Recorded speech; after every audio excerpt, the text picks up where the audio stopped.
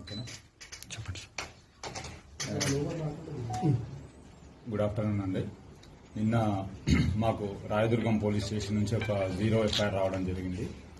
అక్కడ ఒక victim age about 21 to 22 years, ఈ ఫిలిం ఇండస్ట్రీకి సంబంధించిన కొరియోగ్రాఫర్ ఎవరైతే జానీ మాస్టర్ ఎవరైతే ఉన్నారో ఆమెని సెక్సువల్గా అబ్యూజ్ చేసినట్టుగా, థ్రెటనింగ్ చేసినట్టుగా, వర్క్ ప్లేస్లో థ్రెటన్ చేసినట్టుగా, సెక్సువల్ అబ్యూజ్ చేసినట్టుగా మాకు 0 ఎఫ్ఐఆర్ అయ్యి మాకు ఇక్కడికి రావడం జరిగింది. మాకు ఇక్కడ నిన్న మేము కూడా ఇక్కడ ఎఫ్ఐఆర్ చేసినాము.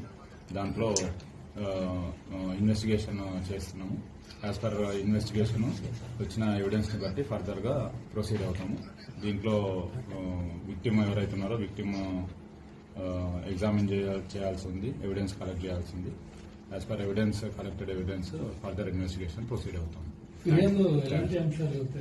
అదే వర్క్ ప్లేస్ లో సో సెక్సువల్ అబ్యూజ్ చేసినట్టుగా, తర్వాత థ్రెటన్ చేసినట్టుగా కంప్లైంట్ ఇవ్వడం జరిగింది. దాన్ని బేస్ చేసుకొని మేము ఇన్వెస్టిగేషన్ చేస్తాం. మీరు సంప్రదించే ప్రయత్నం చేస్తారా అటు జానీ మాస్టర్ కానీ లేకపోతే యువతి స్టేట్మెంట్ ఏమైనా చేస్తాం? అది ఇన్వెస్టిగేషన్ లో భాగంగా చేస్తాం. ముందుగా ఎవిడెన్స్ కలెక్ట్ చేసుకొని ఆ ఎవిడెన్స్ బేస్ చేసుకొని ఏముందో ఫర్దర్ గా ప్రొసీడ్ అవుతాం. జానీ మాస్టర్ కాంటాక్ట్ చేసే ప్రయత్నం లేదు, ముందు మేము ఎవిడెన్స్ కావాలి కదా. విక్టిమ్ ఇచ్చే ఎవిడెన్స్ ని బట్టి, ఆమె స్టేట్మెంట్ ని బట్టి ఏముంది అంటే చూస్తాం. వచ్చిందా సార్ ఇక్కడ? Thank you. విక్టిమ్ అందుబాటులోకి వచ్చినారు.